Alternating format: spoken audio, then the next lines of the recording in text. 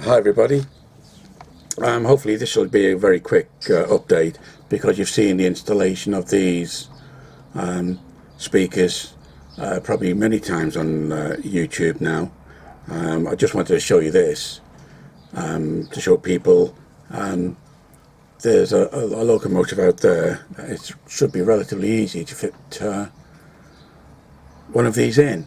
I had a look at my National Railway Museum pair of Deltics that come in a nice presentation wooden box, and I wasn't happy because they're quite detailed underneath. I wasn't happy of cutting the fuel tanks away to fit these in underneath. I had a look at fitting it on top of the chassis. There is a place that it might just fit if I mill some of the chassis away. At this point in time, I really don't want to touch them because they are a beautiful pair of locomotives. I looked at several other locomotives. I have bought several of these because they're getting a bit hard to get hold of now, because DC kits are having problems getting them from America, which is where they come from. So I bought several. I want to put another pair in my not National Railway, in my Grand Central HST, and I was going to put these in the Deltics, but again, for now, I decided not to. So I had a look at some of my other locomotives, and this Class 60 is one of the better ones to install these speakers into, should you want to have a go at installing one of these, because I tried to find a loco which would accept this easily, and this one does. I'll show you where. So what I've done, I've already unscrewed the box, the lid rather. This was a speaker I put in there a while ago in here, which is one of these cheapo bass speakers, and I put it in the box. I put a lot of black tack around the edge to seal the speaker, and it does give out quite a nice sound, but because I want to install these, this fits in here really well. By the time I've finished off, I've already cut off roughly the screw points, which are these there. I've already cut these off, and I've just got to Dremel them down, so they're completely flat. And once I do that, it'll fit right up against the bulkhead here and clear of the flywheel. So it'll just be probably about 2-3 millimeters clear of the flywheel. So yeah, I will probably have to either cut this down. Oh, that chicken again. Either cut this down here and here, just those lips there, so it'll lie flat. Because, let's get the speaker out of the way, if I was just to sit this on the top and put the body on, the curvature here, or this, fouls on there. Now I might see if I can get this off first, before I start cutting the body, should I not be able to get this off, because it looks like it's moulded in. I will have to Dremel a bit of the body so it sits down lower.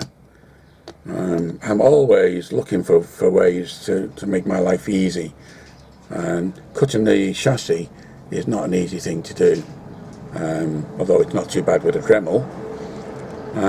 So the next video, part of this video, you'll see, if I was successful, will be installed, and I'll show you, before I fix the top on, how I managed to finally fix this in place, should you want to install one of these speakers in one of these Class 60s. So yeah, on another note, this was a cheap Class 60 I purchased a while ago, and the reason it was cheap is that there was a door missing, and also I think the original owner dropped it and it's cracked there. This door is just glued in slightly. So because of this damage, I'm trying to find a body, a replacement body. Someone's selling one, but he wants £60 for it, which I think is a bit expensive just for the body. So if anybody knows anywhere where I could buy these from, I've tried Hornby, but they don't do them anymore. I find Hornby a little bit awkward when it comes to buying parts for locomotives. Not very helpful. Whereas Bachmann, every time I ask them for a component, such as recently I had to replace the PCB in my Midland Pullman set I have. One of the PCB boards in one of the powered cars failed, and within a couple of hours I contacted Bachmann. They responded with a part number and a price and ordered it, and within a day or two I got it. They do the same thing with Hornby. They always say, oh, don't do it anymore, oh no. So yeah, so if anybody knows where I can get one of these from at a sensible price, please let me know. So that's the end of this part. I'll see you in a few seconds. Thanks very much. Hi again. I've managed to install the EM2 speaker in this Class 60. I think in a previous video I mentioned you can put it in two places, here or here. Now when I did the measurements here, it would have been too close to the flywheel by the time I'd cut the bodywork, so it'd slot in and clear the roof in the body. It ended up too close to the flywheel. This end flywheel is about 3 millimeters away. So what I did is, after doing all the measurements to make sure, I cut all the bodywork out here down probably about 4 mil, same there on both sides. What I also had to do, because of the contours of the inside the body, I've also slightly rounded the edges of the speaker, and it fits in really well. So yeah, I'm pleased with this now. So in the Class 60, the Hornby Class 60, with sound, not the TTS, the proper lock sound, the EM2 speaker fits in really well. So yeah, what I'll do now is I will put the body on and test it all works, including my lights, because I have a tendency of when I take a body off, put it back together, lights stop working.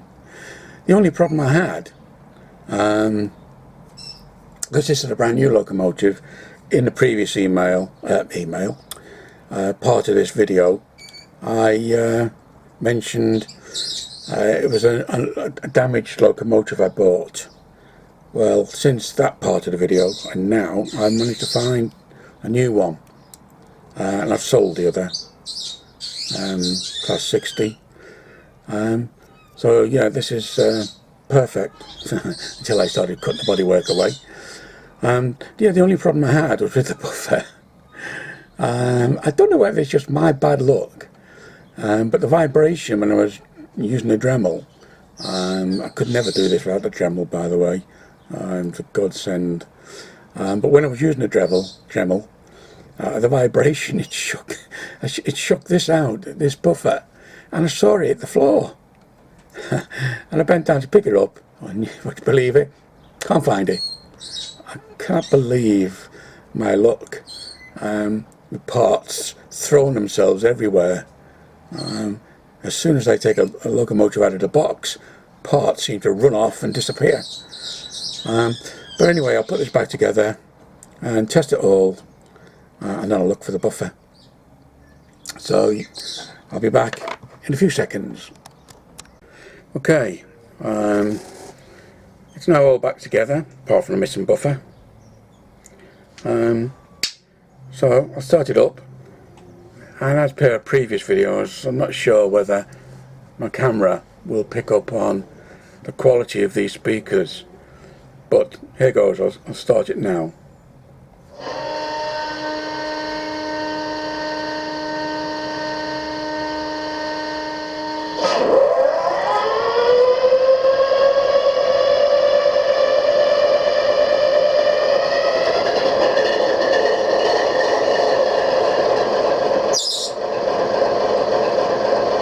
Sounds really good in real life rather than via a camera. Let's play a couple of things. Horn.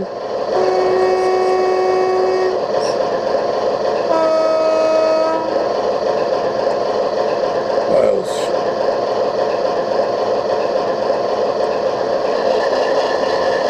That's notch up.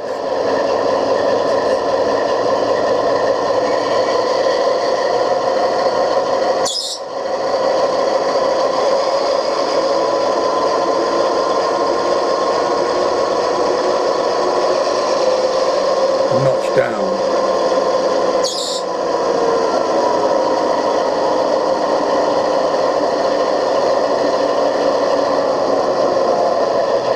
Go back to idling now.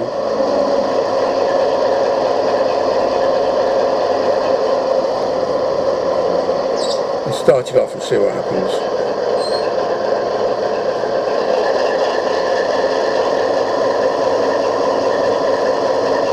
The lights still work, by the way. Directional lights.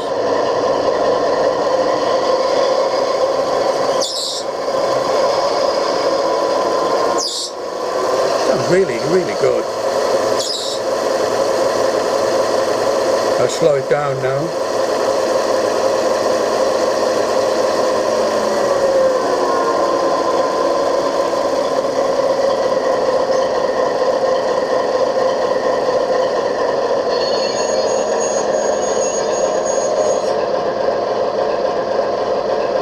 Yeah, very pleased with this. Let's switch it off.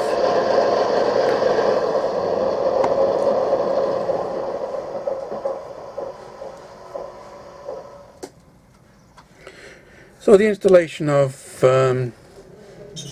this EM2 speaker in the Hornby Class 60 was relatively easy.